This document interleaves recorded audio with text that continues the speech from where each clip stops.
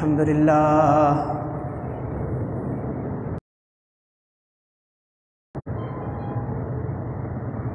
لله نحمده ونستعينه ونستغفره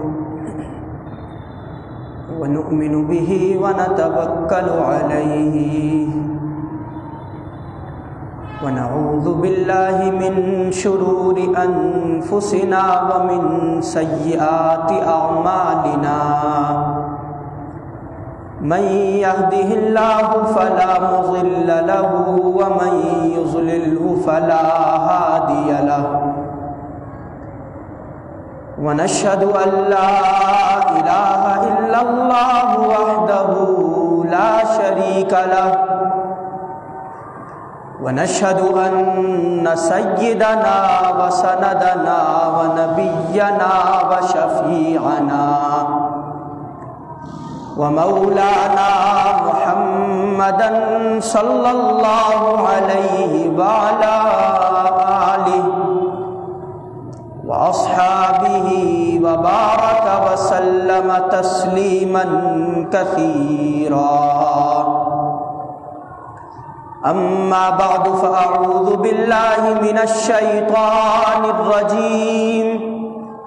بسم الله الرحمن الرحيم. ألف لام ميم ذلك الكتاب لا ريب فيه هدى للمتقين. وقال تعالى في مقام آخر يا أيها الذين آمنوا اتقوا الله حق تقاته ولا تموتن إلا وأنتم مسلمون. وقال تعالى في مقام آخر يا أيها الذين آمنوا اتقوا الله وكونوا مع الصادقين. صدق الله العظيم. اللهم صل على محمد وعلى آل محمد كما صليت على إبراهيم وعلى آل إبراهيم إنك حميد مجيد. اللهم بارك على محمد وعلى آل محمد كما باركت على إبراهيم وعلى آل إبراهيم إنك حميد مجيد. محترم عزیزوں، بزرگوں، نوجوانوں، بچوں، پردہ دار ماؤں اور بہنوں، قرآن کریم کی 3 مختلف مقامات سے 3 آیات کریمہ آپ کے سامنے تلاوت کی ہیں. ان آیات میں اللہ رب العالمین نے تقوی کا حکم دیا ہے کہ تقوی کو اختیار کیا جائے اور اللہ کا خوف اپنے دلوں کے اندر پیدا کیا جائے. لہذا آج کی گفتگو میں تقوی کا معنی، اس کا مطلب، تقوی کے حوالے سے قرآن کریم کی آیات اور نبی اکرم صلی اللہ علیہ وسلم کی احادیث اور تقوی کے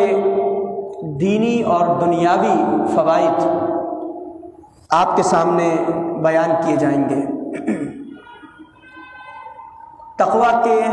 اگر لغوی معنی کو دیکھا جائے کہ تقوی لغتاً کسے کہتے ہیں، تو 2 معنی ہیں جو تقوی کے لغوی معنی کہلاتے ہیں. تقوی کا پہلا لغوی معنی بچنا، پرہیز کرنا، خوف رکھنا اور اپنے دل کے اندر ڈر رکھنا. یہ تقوی کا پہلا لغوی معنی ہے کہ انسان کسی چیز سے بچے، اس سے پرہیز کرے، اس سے خوف رکھے اور ڈر اپنے دل کے اندر اس کے حوالے سے رکھے. تقوی کا دوسرا لغوی معنی کسی بھی کام کو یا کسی بھی چیز کو یا کسی بھی بات کو ٹھیک انداز سے اور درست انداز سے کرنا. یعنی مکمل طور پر کسی بھی کام کو بجا لانا، اس کے تمام قواعد و ضوابط کو پورا کرتے ہوئے اور اس کے تمام اصولوں کو مکمل کرتے ہوئے ٹھیک ٹھیک انداز سے کسی کام کو کرنا، یہ تقویٰ کا لغتاً دوسرا معنی ہے۔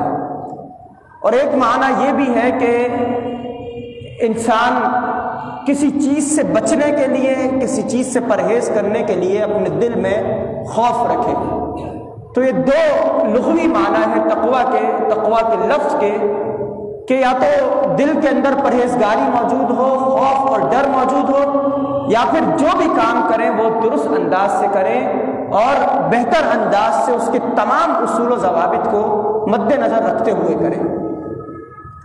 تقویٰ کی جو اصطلاحی تعریفات مفسرین کرام نے، محدثین کرام نے، صحابہ کرام رضوان اللہ علیہم اجمعین نے بیان فرمائی ہیں،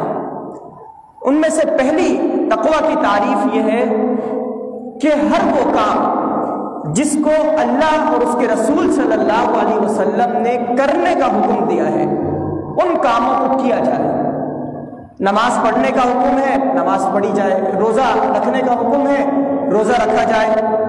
زکوٰۃ کی ادائیگی کا حکم ہے، زکوٰۃ ادا کی جائے، حج اگر استطاعت موجود ہے تو حج کیا جائے، قرآن کریم کی تلاوت کرنے کا حکم ہے تو قرآن کریم کی تلاوت کی جائے۔ یعنی ہر وہ کام جس کا حکم اللہ اور اس کے رسول صلی اللہ علیہ وسلم نے دیا ہے اس کام کو کرنا، اور جس کام سے اللہ اور اس کے رسول صلی اللہ علیہ وسلم نے منع کیا، روکا، اس کام سے باز آ جانا اور اس کو ایک طرف کر دینا۔ یعنی سود سے اللہ اور اس کے رسول صلی اللہ علیہ وسلم نے منع فرمایا تو سود سے رک جانا، رشوت سے منع فرمایا، رشوت سے رک جانا، جھوٹ گوئی سے منع فرمایا، سچ کہنا، جھوٹ سے باز آ جانا۔ زندگی کے تمام معاملات کے اندر جن کاموں کا اللہ اور اس کے رسول صلی اللہ علیہ وسلم نے حکم دیا ہے ان کو کرنا، اور جن سے روکا ہے ان سے رک جانا اور ان سے باز آ جانا، یہ تقویٰ کی اصطلاحی تعریف ہے اور اصطلاحی تشریح ہے جو علماء کرام نے بیان فرمائی ہے۔ ایک دوسری تعریف اور بھی ہے جو مفسرین کرام نے تقویٰ کے حوالے سے بیان فرمائی۔ فرمایا کہ تقویٰ یہ ہے کہ امر بالمعروف کا حکم دینا اور نہی عن المنکر سے روکنا۔ یعنی جن کاموں کا اللہ رب العالمین نے حکم دیا ہے، جن معروفات کا اور نیکیوں کا حکم دیا ہے، بندہ دوسروں کو اور لوگوں کو ان کاموں کی طرف بلائے، ان کی طرف رغبت دلائے اور بتائے کہ فلاں اور فلاں کام اللہ رب العالمین نے ان کاموں کو کرنے کا حکم دیا ہے۔ لہذا یہ جو امر بالمعروف کا کام ہے اور نہی عن المنکر، یعنی لوگوں کو منکرات سے روکنا، برائیوں سے روکنا، ان کو گناہوں کے دلدل سے نکال کر نیکیوں کی طرف لے کر آنا، یہ تقویٰ کی دوسری اصطلاحی تعریف ہے جو مفسرین کرام نے بیان فرمائی ہے۔ تیسری تقویٰ کی اصطلاحی تعریف جو مفسرین کرام اور محدثین کرام نے بیان فرمایا کہ زندگی کے تمام شعبوں کے اندر انسان جو کام بھی کرے،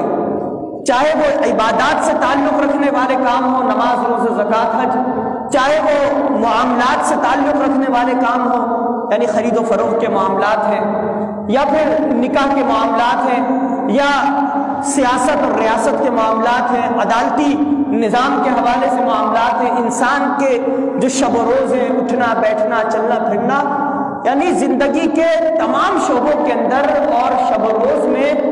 انسان جو بھی قدم اٹھائے تو ذہن کے اندر یہ سوال پیدا ہو کہ آیا یہ کام اللہ اور اس کے رسول صلی اللہ علیہ وسلم کے حکم کے مطابق ہے یا اس کے خلاف ہے۔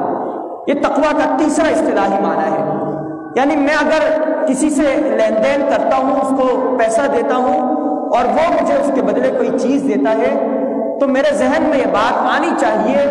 کہ میرا یہ جو پیسہ ہے یہ حلال کا ہے یا حرام کا ہے۔ اگر یہ سوال میرے ذہن میں اٹھتا ہے تو گویا کہ تقویٰ میرے دل کے اندر موجود ہے، اگر یہ سوال نہیں اٹھتا تو گویا کہ تقویٰ موجود نہیں ہے۔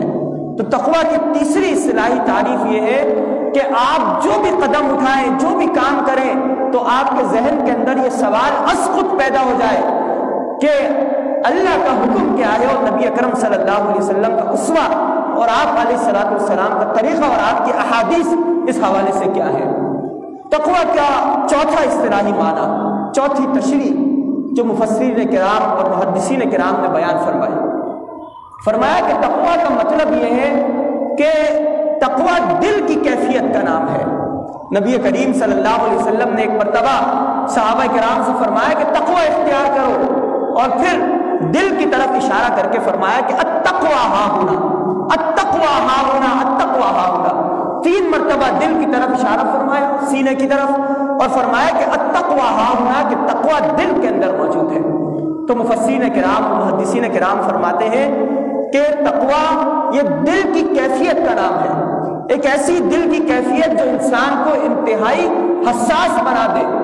جو انسان کو اللہ رب العالمین سے جوڑ دے، اللہ کی جانب اسے متوجہ کر دے۔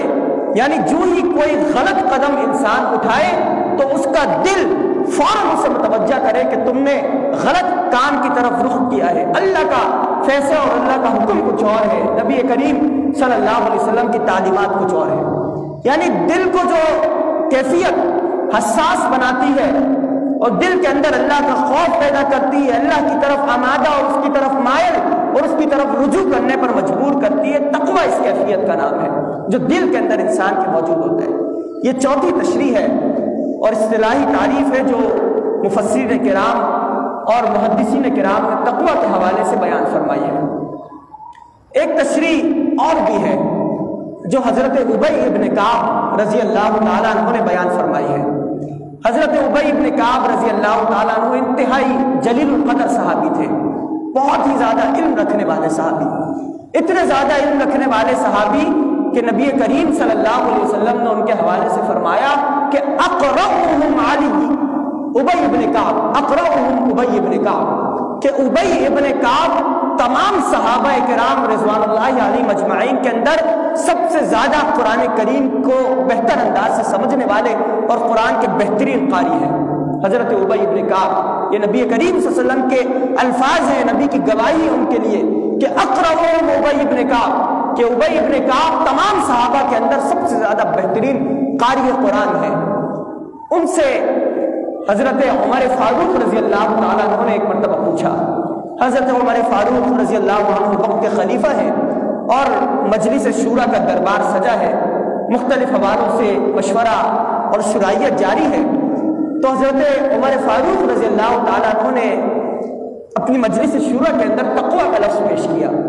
اور صحابہ سے کہا کہ آپ میں سے ہر ایک اپنی اپنی رائے دے کہ تقویٰ کسے کہتے ہیں۔ تو ایک صحابی نے حضرت عمر رضی اللہ عنہ کی اجازت سے، خلیفۃ المومنین کی اجازت سے تقویٰ کی تعریف بتائی کہ تقویٰ فلاں چیز کا نام ہے، تقویٰ اسے کہتے ہیں، تقویٰ اس چیز کا نام ہے۔ حضرت ابی ابن کعب رضی اللہ تعالیٰ خاموش بیٹھے تھے، انہوں نے کوئی جواب نہیں دیا۔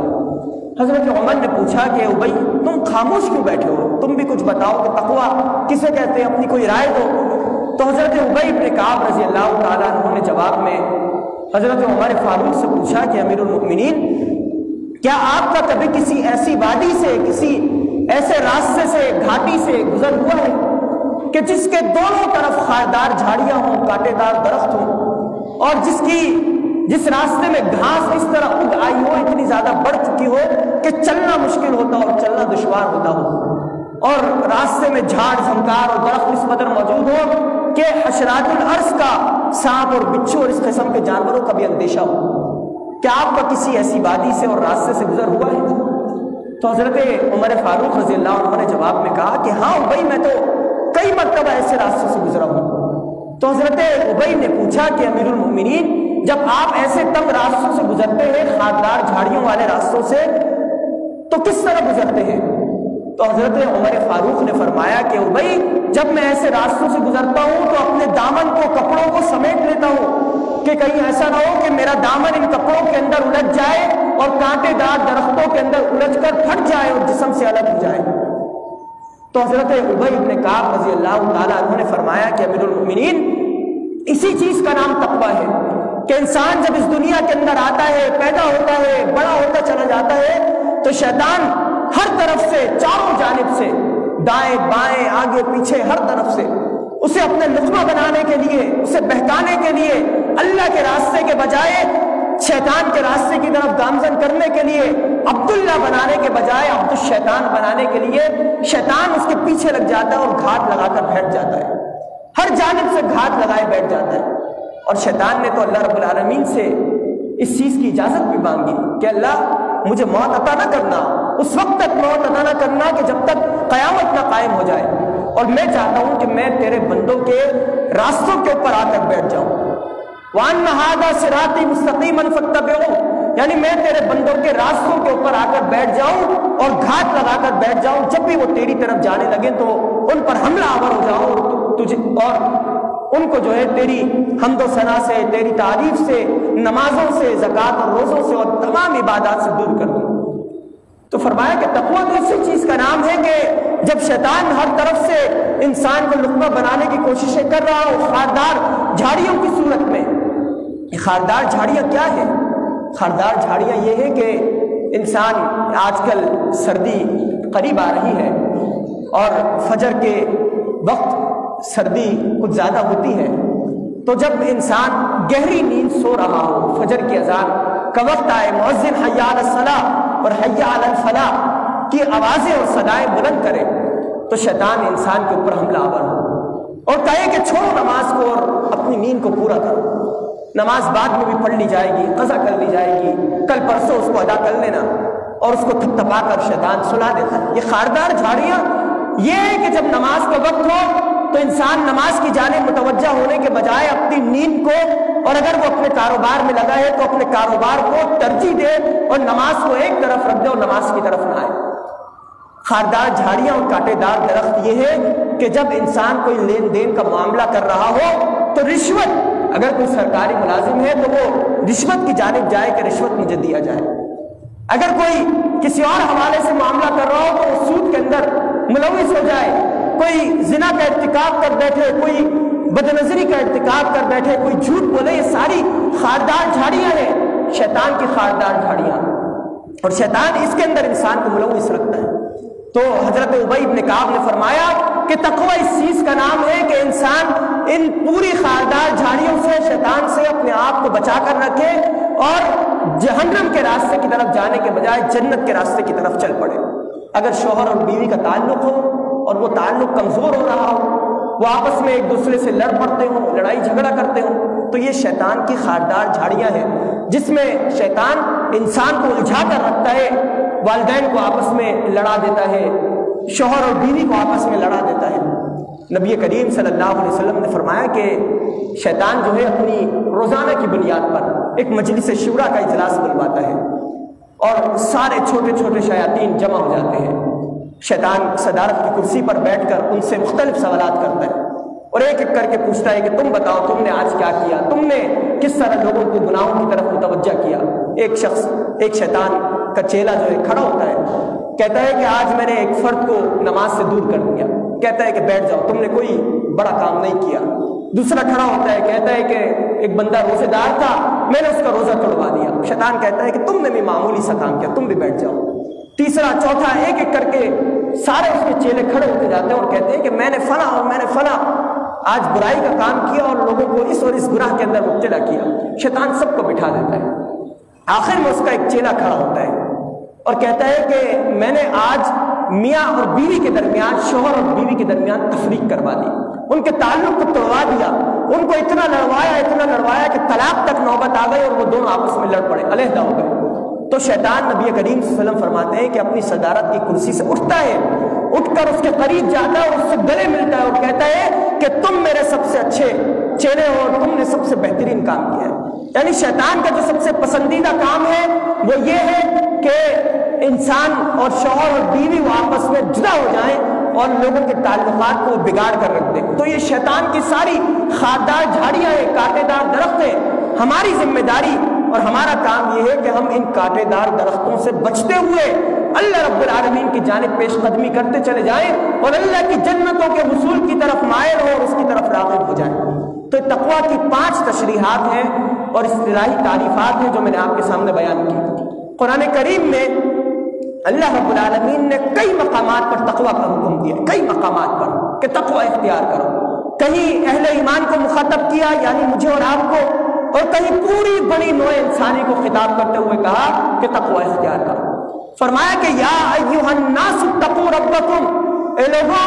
اپنے رب کا تقوی اختیار کرو، اپنے رب کا خوف اپنے دلوں کے اندر پیدا کرو۔ خلقکم من نفس واحدہ، اس رب کا خوف کہ جس نے تمہیں ایک جان سے پیدا کیا۔ سورہ بقرہ کے بالکل آغاز میں، یعنی قرآن کریم کے بالکل آغاز میں فرمایا کہ الف لام میم ذالک الکتاب لا ریب فیہ، کہ یہ کتاب ہے، اس میں کوئی شک نہیں ہے، شک و شبہ سے بالاتر کتاب، لا ریب کتاب ہے، ھدی للمتقین، لیکن یہ کتاب ہدایت ہے متقین کے لیے، پرہیزگاروں کے لیے، اللہ کا خوف رکھنے والوں کے لیے۔ یعنی اگر میرے دل میں اور آپ میں سے کسی شخص کے دل میں اللہ کا خوف نہ ہو تو آپ اس کتاب کو پڑھتے چلے جائیں، اس کی تلاوت کریں، اس کے ترجمے اور تشریح کو پڑھیں، پوری زندگی لگا دیں، آپ کو ہدایت نصیب نہیں ہوگی، جنت نصیب نہیں ہوگی۔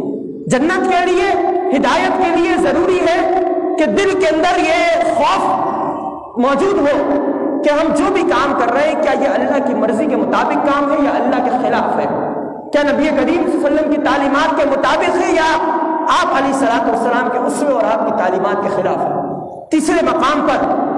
اللہ رب العالمین نے فرمایا کہ یا ایھا الذین آمنوا اتقوا اللہ، اے لوگو جو ایمان لائے ہو اللہ سے ڈرو۔ کس طرح ڈرو؟ حق تقاتہ، جیسا کہ اس سے ڈرنے کا حق ہے، جس طرح اللہ سے ڈرنے کا حق ہے اسی طرح اللہ سے ڈرو۔ یعنی ہم اپنی زندگی کے تمام معاملات کے اندر حقوق کو ادا کرتے ہیں۔ اگر ہمیں لباس پہننا ہو تو ہم اپنے جسم کا حق ادا کرتے ہیں، بہتر اور عمدہ لباس کا انتخاب کرتے ہیں۔ اگر ہمیں کوئی دعوت کرنی ہو، شادی بیاہ کی تقریبات کرنی ہو، ولیمے کی تقریبات کرنی ہو تو ہم بہتر سے بہتر خرچ کر کے اچھی سے اور اچھی اور عمدہ چیزوں کا انتخاب کر کے اور اچھے اور عمدہ کھانوں کا انتخاب کر کے اس تقریب کرتے ہیں۔ یعنی ہر چیز کا ہم اپنی زندگی کے اندر حق ادا کرتے ہیں۔ اللہ فرما رہا ہے کہ لوگوں جو ایمان لے کر آئے ہو میرا بھی حق ادا کرو، میرا بھی خوف اپنے دلوں کے اندر پیدا کرو، جیسا کہ اس سے ڈرنے کا اور اس کا خوف اختیار کرنے کا حق ہے۔ جب یہ آیت نازل ہوئی تو صحابہ کرام پریشان ہو گئے اور نبی کریم صلی اللہ علیہ وسلم کے پاس تشریف لائے، کہا کہ یا رسول اللہ، اللہ نے تو یہ فرمایا کہ جس طرح اللہ کا خوف رکھنے کا حق ہے اس طرح اللہ سے ڈرو۔ ہم میں تو اتنی ہمت نہیں ہے، ہم میں تو اتنی جرت نہیں ہے کہ ہم اللہ کا خوف اس کے حق کے مطابق ادا کریں، یعنی وہ تو اتنی بڑی اور برگزیدہ ذات ہے، اس قدر بلند ہستی ہے، ہم سے تو گناہ کے کام سرزد ہو جاتے ہیں، ہم اپنے گھروں میں جائیں، بازاروں میں جائیں، کبھی کوئی گناہ سرزد ہو جاتا ہے، ایسے تو ہم بہت زیادہ گناہوں کے اندر مبتلا ہوتے رہتے ہیں، کیا کریں؟ تو نبی کریم صلی اللہ علیہ وسلم پر اللہ رب العالمین دوسری آیت نازل فرمائی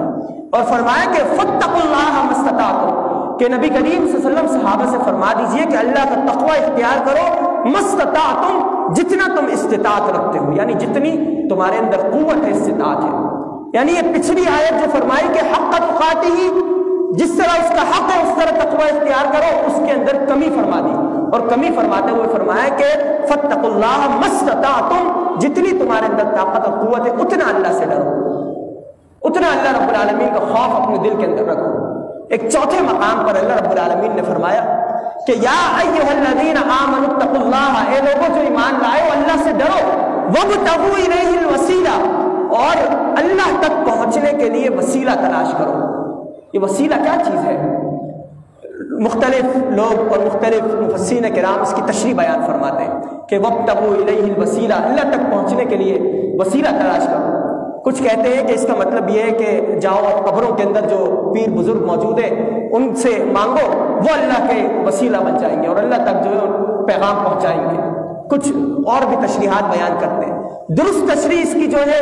جو اکثر مفسرین کرام نے بیان فرمائی ہے، وہ یہ ہے کہ جب کوئی بندہ کوئی نیکی کا کام کرتا ہے، کوئی نیکی کا عمل کرتا ہے، تو اپنے نیکی کے عمل کو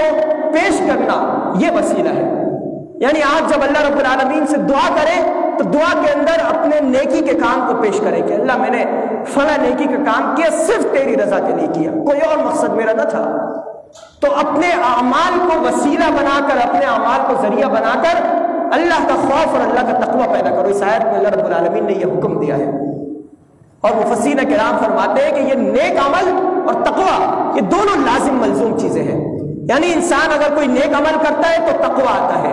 تقوی آتا ہے تو وہ مزید نیک عمل کرتا ہے، پھر نیک عمل کرتا ہے تو اور بھی تقوی آتا ہے۔ یعنی یہ نیک عمل اور تقوی یہ ایک دوسرے سے اوپر اس کو بڑھاتا چلا جاتا ہے اور بالآخر انسان تقوی کے بلند مرتبے کے اوپر فائز ہو جاتا ہے۔ لہذا اللہ رب العالمین نے فرمایا کہ اللہ کا تقوی اور خوف اپنے دلوں کے اندر پیدا کرو، اور اس کا